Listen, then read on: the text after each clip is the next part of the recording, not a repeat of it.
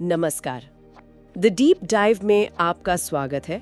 आज हम एक ऐसे टॉपिक पर बात कर रहे हैं जो शायद हर पेरेंट के लिए एक छोटे मोटे कॉशमेयर जैसा है। वो मोमेंट जब आपका बच्चा गलती से आपको किसी प्राइवेट इंटीमेट मोमेंट में देख ले या सुन ले। सिर्फ सोचने से ही कितनी ऑकवर्डनेस फील होती है ना। बिल्कुल। हमारे पास जो सोर्स मटेरियल है वो इस बेहद असहज स्थिति को हैंडल करने के लिए एक तरह का प्रैक्टिकल रोड मैप देता है। और आज हमारी चर्चा का मिशन सिर्फ डैमेज कंट्रोल करना नहीं है। हम ये समझने की कोशिश करेंगे कि इस शर्मिंदगी भरे पल को घबराहट में बिताने के बजाय इसे बच्चे के लिए एक जरूरी लाइफ लेसन और सीखने के अनुभव में कैसे बदला जा सकता है। तो चलिए इसे अनपैक करते हैं। सबसे पहली और जरूरी बात जिस पर हमारा मटेरियल फोकस करता है वो है इमीडिएट रिएक्शन। मेरा तो पहला इंस्टिंक्ट होगा कि बस पैनिक कर जाऊं। और यही वो पहली गलती है जिससे बचना है। यहाँ समझने वाली बात यह है कि बच्चे का रिएक्शन लगभग पूरी तरह से पेरेंट्स के रिएक्शन पर डिपेंड करता है। अच्छा।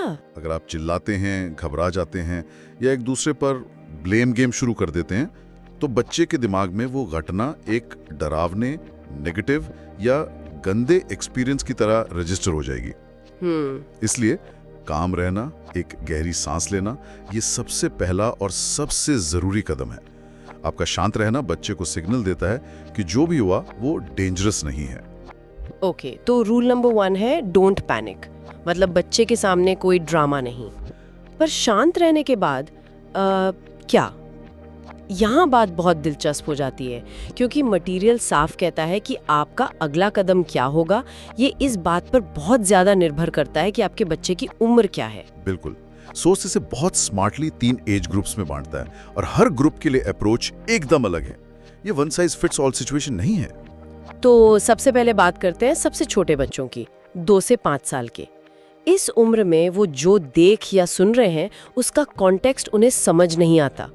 उनके लिए ये शायद बस कोई अजीब सी आवाज है या रेसलिंग जैसा कुछ अजीब सा सीन है। एग्जैक्टली। और इसीलिए इस उम्र में सिंप्लिसिटी इज की। लक्ष्य बच्चे को कुछ समझाना नहीं है बल्कि उसे रीअश्योर करना है। उसे ये विश्वास दिलाना है कि सब कुछ नॉर्मल है और कुछ भी गलत नहीं हुआ। मटेरियल एक बहुत सिंपल स्क्रिप्ट सुझाता है। मम्मी पापा बस एक दूसरे को हक कर रहे थे और प्यार जता रहे थे।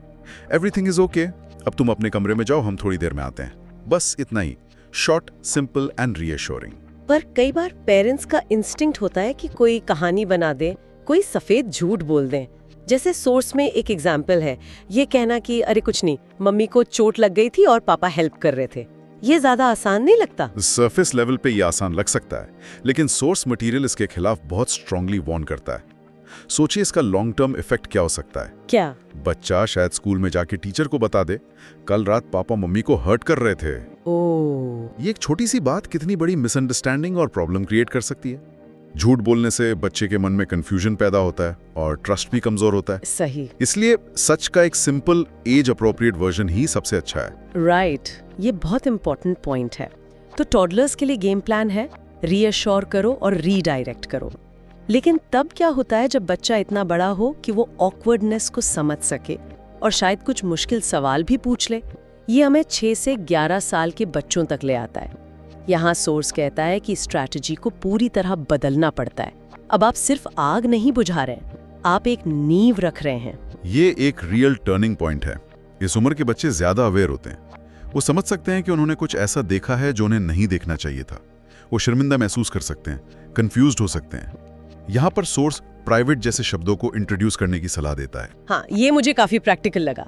आप बच्चे से कह सकते हैं, देखो तुमने जो देखा वो मम्मी पापा के बीच प्यार जताने का एक प्राइवेट तरीका है।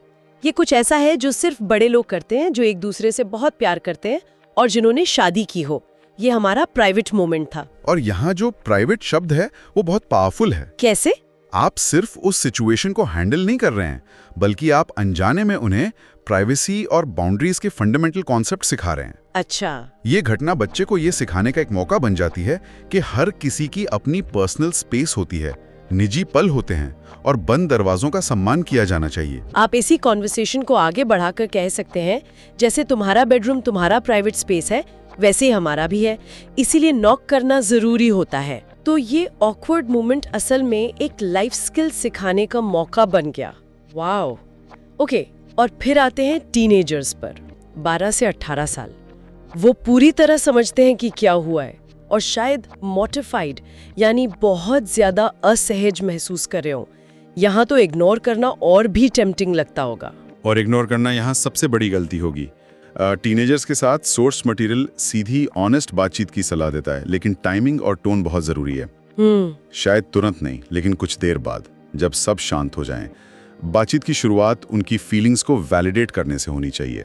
जैसे, हे, हम जानते हैं कि आज जो हुआ वो तुम्हारे लिए काफी ऑकवर्ड रहा होगा एंड वी आर सॉरी कि तुम उस सिचुएशन में आ गए। ये बच्चे की फीलिंग्स को रिस्पेक्ट देना हुआ। I like that. फिर सोर्स इसे सेक्स एजुकेशन का अवसर भी कहता है। सच कहूं तो ये सुनकर मुझे थोड़ा अजीब लगा। मतलब उस पीक ऑकवर्डनेस के मोमेंट में क्या कोई पेरेंट सच में सेक्स सेट पर लेसन देने के फ्रेम ऑफ माइंड में होता है? क्या ये बहुत प्रीची या फोर्स्ड नहीं लगेगा? ये बहुत वैलिड कंसर्न है। और सोर्स का मतलब ये नहीं है कि आप तुरंत एक बायोलॉजी क्लास शुरू कर दें। तो फिर the key is not to launch into a lecture. ये एक अवसर है, एक दरवाजा खोलने का। आप ये कह सकते हैं, देखो, A physical relationship is a normal and healthy part of a loving adult relationship. ये हमारे रिश्ते का एक प्राइवेट हिस्सा है। और फिर आप उस दरवाजे को खुला छोड़ सकते हैं। अगर तुम्हारे मन में कभी भी रिलेशनशिप, सेक्स या कंसेंट को लेकर कोई सवाल हो, तो तुम हमेशा हमसे आकर बात कर सकते हो, विदाउट एनी जजमेंट। अच्छा, It's about opening a door for future conversations, not forcing one in that moment. That makes a lot of sense. ये दबाव हटाने जैसा है। आप बस उन्हें ये बता रहे हैं कि ये टॉपिक टैबू नहीं है। ओके, तो हमने एड्स स्पेसिफिक रिस्पॉन्सेज की बात की, लेकिन रिसर्च कुछ ऐसे गोल्डन रूल्स भी बताती है जो हर उम्र के बच्चों के लिए लागू होते हैं। पहला है बच्चे की भावनाओं को वैलिडेट करना। इसका मतलब है उनकी शर्मिंदगी, उलझन या क्यूरियोसिटी को एक्सेप्ट करना। उनसे पूछना, तुम इस बारे में क्या सोच रहे हो, या इज एवरीथिंग ओके, और उन्हें ये ऑप्शन देना कि वे जब चाहें बाद में भी इस पर बात कर सकते हैं। ये ट्रस्ट बिल्ड करता है। इससे बच्चे को लगता है कि उसकी फीलिंग्स मैटर करती हैं। मटेरियल में एक और पॉइंट था जिसने मुझे चौंका दिया, अपनी गलती मानना। जैसे अगर दरवाजा लॉक करना भूल गए तो हाँ। ये कहना कि ये हमारी गलती थी, हमें दरवाजा लॉक करना चाहिए था। मुझे लगा था कि पेरेंट्स को हमेशा अथॉरिटी फिगर बनकर रहना चाहिए। ये एक कॉमन मिसकंसेप्शन है। अपनी गलती मानना, खासकर इस कॉन्टेक्स्ट में, बच्चे को एक बहुत जरूरी बात सिखाता है, अकाउंटेबिलिटी। सही। इससे बच्चा सीखता है कि गलतियां सबसे होती हैं, इवन पेरेंट्स से, और उन्हें एडमिट करना मैच्योरिटी की निशानी है। ये बच्चे पर से भी ब्लेम हटाता है। उसे ये नहीं लगता कि कमरे में आकर उसने कोई गलती की, बल्कि गलती दरवाजा लॉक न करने की थी। राइट। अब उन चीजों पर आते हैं जो सॉस के हिसाब से बिल्कुल नहीं करनी चाहिए, द बिग डोंट्स। लिस्ट काफी क्लियर है। बच्चे को डांटना या शर्मिंदा ना करें और इस मुद्दे को बार बार उठाकर मजाक न बनाएं। लेकिन एक पॉइंट है जिसे सबसे आम गलती बताया गया है, घटना को पूरी तरह नजरअंदाज कर देना। हाँ, द साइलेंट ट्रीटमेंट। पेरेंट्स को लगता है कि अगर वो इस बारे में बात नहीं करेंगे तो बच्चा भूल जाएगा। लेकिन रिसर्च कहती है कि इसका ठीक उल्टा होता है।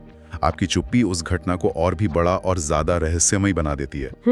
बच्चे का दिमाग खाली जगह को अपनी कल्पना से भरता है, और वो कल्पना अक्सर असलियत से ज्यादा डरावनी होती है। अच्छा। वो सोच सकता है कि उसने कुछ बहुत गलत, हिंसक या शर्मनाक देख लिया है, जिससे उसके मन में एंजाइटी पैदा हो सकती है। Silence sends a message that the topic is too terrible to even talk about. तो खामोशी यहाँ सॉल्यूशन नहीं बल्कि प्रॉब्लम है। ओके, तो मान लीजिए ये डिफिकल्ट ऑनेस्ट बातचीत हो गई। इसके बाद चैन की सांस लेकर इसे भूल जाना टेम्पटिंग लगता है। लेकिन सोर्स मटेरियल क्लियर है कि काम अभी खत्म नहीं हुआ है। बिल्कुल, कुछ क्रूशियल नेक्स्ट स्टेप्स हैं ताकि ये लॉन्ग रन में एक पॉजिटिव लर्निंग एक्सपीरियंस बने। पहला और सबसे ऑब्वियस, अपने पार्टनर के साथ बैठकर बात करें और भविष्य में ऐसी स्थिति से बचने के लिए कॉन्क्रीट स्टेप्स तय करें। जैसे दरवाजे पर लॉक लगाना, या घर में बच्चों के जागने के समय को लेकर ज्यादा अवेयर रहना। Practical advice. और दूसरा कदम है अगले कुछ दिनों तक बच्चे के बिहेवियर पर नजर रखना। क्या वो नॉर्मल एक्ट कर रहा है, या वो थोड़ा चुप चुप या परेशान लग रहा है? क्या वो उस घटना को लेकर अजीब जोक्स बना रहा है? ये सब साइंस हो सकते हैं कि उसके मन में अभी भी कुछ चल रहा है। अगर ऐसा लगे तो दोबारा बात करने के लिए तैयार रहें। बस जेंटली पूछें, हे, उस दिन जो हुआ उसके बारे में सब ठीक है ना? कुछ और बात तो नहीं करनी? तो इन सब का क्या मतलब है? What's the bottom line? आज हमने जो मटेरियल डीकंस्ट्रक्ट किया उसका निचोड़ ये है कि ये घटना बेशक माता पिता और बच्चे दोनों के लिए बेहद शर्मनाक हो सकती है, लेकिन घबराने की जरूरत नहीं है। इसे मैच्योरिटी और ऑनेस्टी से संभाला जा सकता है। Exactly. The real takeaway here is not just about damage control in an awkward moment. The source material suggests that this accidental crisis is actually a rare, unplanned opportunity. अच्छा, ये एक chance है life के कुछ fundamental lesson सिखाने का, privacy, respect, boundaries और healthy relationships के बारे में, ठीक उस मोमेंट में जब आपका बच्चा सबसे ज्यादा क्यूरियस और अटेंटिव है। तो सबसे जरूरी बात यह है कि बच्चे को ये महसूस ना हो कि उसने कोई गुनाह होते हुए देख लिया है, बल्कि उसे ये लगे कि उसने अपने माता पिता के लविंग रिलेशनशिप के प्राइवेट और नॉर्मल पहलू के बारे में जाना है। बिल्कुल, अगर इसे सही तरीके से हैंडल किया जाए तो ये अजीब पल असल में परिवार में रिस्पेक्ट, ट्रस्ट और ओपन कम्युनिकेशन को मजबूत कर सकता है। ये आपके बच्चे को दिखाता है कि मुश्किल से मुश्किल टॉपिक्स पर भी शांति से और सम्मान के साथ बात की जा सकती है। It sets a template for future difficult conversations. और हम आज की इस चर्चा को एक विचार के साथ समाप्त करना चाहेंगे। इस तरह की एक्सीडेंटल घटनाओं का इंतजार करने के बजाय हम परिवारों में प्राइवेसी और पर्सनल बाउंड्रीज के बारे में पहले से ही नॉर्मल बातचीत कैसे शुरू कर सकते हैं, शायद खाने की मेज पर या किसी और रिलैक्स्ड मोमेंट में, ताकि दस्तक देना, पर्सनल स्पेस का सम्मान करना, ये सब फैमिली कल्चर का हिस्सा बन जाए, इससे पहले कि कोई ऑकवर्ड सिचुएशन हमें ये सिखाने पर मजबूर करे।